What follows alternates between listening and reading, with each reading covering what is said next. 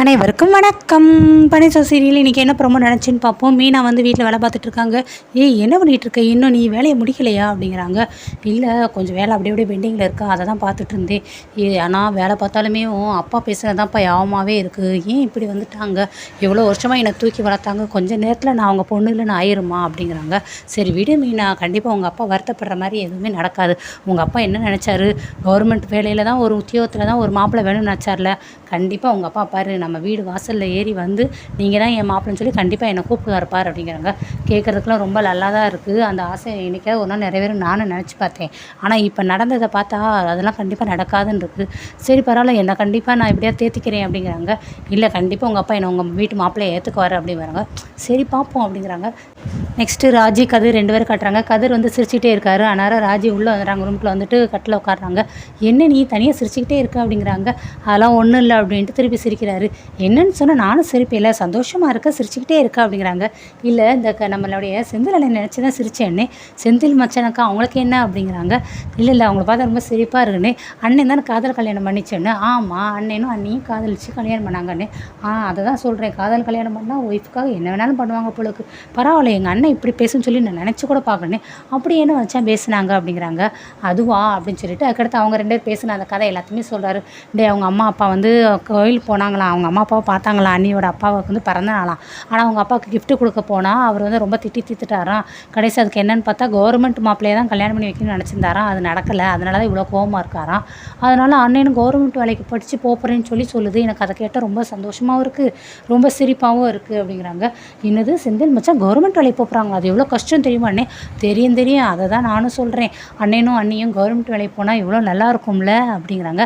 ஏன் நீயும் படித்து கவர்மெண்ட் வேலைக்கு போக வேண்டியதானே அப்படிங்கிறாங்க. நான் படித்த அப்பா எனக்கெலாம் அதெல்லாம் நடக்காது, சான்ஸே இல்லை அப்படிங்கிறாங்க.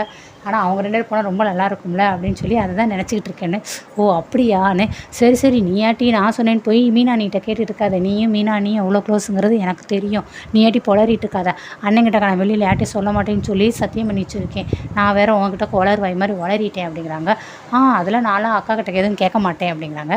நெக்ஸ்ட்டு திருப்பி நம்ம செந்திலையும் மீனாவும் காட்டுறாங்க. ஆனால் அவங்க வந்து வேறு பேசி யோசிச்சுட்டே இருக்கா செந்தில். ஆனால் பாவம் தெரியுமா கதிர் அப்படிங்கிறாங்க. ஏன் கதிருக்கு என்னாச்சு அப்படிங்கிறாங்க. இல்லை, டிரைவர் வேலையை போகிறதெல்லாம் ரொம்ப கஷ்டமாக ஈஸியாக அப்படின்னு. டிரைவர் வேலைன்னு எவ்வளோ கஷ்டம் தெரியுமா, அது நைட்டு பகலமாக கண் முழிச்சு ஓட்டணும், அதுக்கு எவ்வளோ தூரம் அப்படியே கஷ்டப்படணும் தெரியுமா அப்படின்னு சொல்லி மீனா பேசுகிறாங்க. ஆனால் பாரு, இந்த கதிர் ஆக்டிங் டிரைவராக போகிறேன்னு சொல்லி சொல்கிறேன்னா, ஆக்டிங் டிரைவரா அப்படிங்கிறாங்க. ஆமாம், அந்த அன்றைக்கி திருச்சிக்கு போயிட்டு வந்தால அது மாதிரி போகிறேன்னு சொல்லிட்டு இருக்கான்னு. ஏன் என்னவா அப்படிங்கிறாங்க. இல்லை, இந்த இது வந்து டெலிவரி பண்ண போகிறானா, அதை தவிர்த்து சனி ஞாயிறு எனக்கு காலேஜ் லீவாக இருக்கான், அதனால் வீட்டுக்கு ரூபா கொடுக்கணும்ல, ஸோ எப்படியாவது அந்த வீட்டுக்கு கொடுக்க ரூபா சம்பாதிக்கணுங்கிறதுக்காக சனி ஞாயிறுக்கு ஆக்டிங் டிரைவராக போகிறேன்னு சொல்லிட்டு இருக்கான்னு. நீ கொஞ்சம் சொல்ல வேண்டியதானே. நான் எவ்வளோ சொல்லி பார்த்துட்டேன் தெரியுமா, சைக்கிளில் போகிறதே கஷ்டமாக இருக்குடா, நீ வேறு இப்போ ஆக்டிங் டிரைவராக போகணும் எவ்வளோ பேசி பார்த்துட்டேன், ஒன்றுமே கேட்க மாட்டேங்கிறான், வீட்டுக்கு ரூபா கொடுக்கணுங்கிறான் அப்படிங்கிறாங்க. ஏன் இப்படிலாம் பாவம், ரொம்ப கஷ்டமாக இருக்குது, ராஜெல்லாம் கேள்விப்பட்டால் ரொம்ப கஷ்டப்படுவா அப்படிங்கிறாங்க. நானாட்டி உங்ககிட்ட உளறிட்டேன்டி, அவன் எதுவும் சொல்லக்கூடாதுன்னு சொல்லியிருக்கியா, நான் உங்ககிட்ட எந்த ரகசியத்தையும் மறைக்கக்கூடாதுங்கிறதுக்காக சொல்லிட்டேன், நீ போய் ராஜிக்கிட்ட போய் எனத்தையும் உளறி வச்சுக்கிட்டு இருக்காது சரியா அப்படிங்கிறாங்க. சரி அதெல்லாம் நான் ஒன்றும் கேட்க மாட்டேன் அப்படிங்கிறாங்க. அதுக்கடுத்து மறுநாள் காலையில் விடிஞ்சிருது. அதனால் ராஜி மீனா 2 பேர் இருக்காங்க. ஆனால் மீனாக்கு வந்து ரொம்ப வருத்தமாக இருக்குது. ஏன் ராஜி, கதிரை எப்படியாவது நான் பேசுகிறத வச்சு நான் தான் ஹெல்ப் பண்ணுறேன்னு சொல்லல, அந்த ஹெல்ப்பை வாங்கிக்கிட சொல்லேன், எப்படியாவது கதிர்கிட்ட கொஞ்சம் பேசணே. என்னது கண்ணே, நான் தான் ரூபா கொடுக்குறேன்னு சொன்னேன்ல, பைக் வாங்கிக்கிட சொல்லிடலாம்ல கதிரை அப்படிங்கிறாங்க.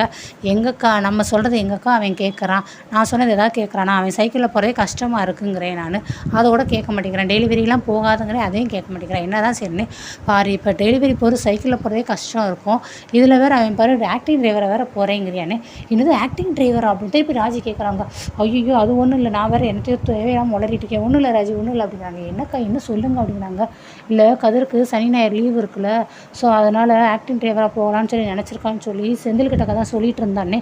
ஏன்க்கா அவன் இப்படி பண்ணுறான், எதையுமே சொன்னாலே கேட்கவே மாட்டேங்கிறான்க்கா அப்படிங்கிறாங்க. ஆமாம் ராஜி, அவன் என்ன சொன்னாலும் கேட்க மாட்டேங்கிறான், பேசாமல் பைக்காவது வாங்கிட்டு டெலிவரி மட்டுமாவது பண்ணலாம்ல அவன் அப்படிங்கிறாங்க. பாவம் அவன் ரொம்ப எனக்காக கஷ்டப்படுறான் அப்படின்னு சொல்லி ராஜி வருத்தப்படுறாங்க. அக்கா நானும் ஒன்று சொல்கிறேன், நீங்களும் செந்தில் மச்சான்ட்ட போய் கேட்கக்கூடாது, செந்தில் மச்சான் ஒன்று சொன்னாங்க அப்படின்னு கதிர் என்கிட்டக்கா சொன்னான் அப்படிங்கிறாங்க.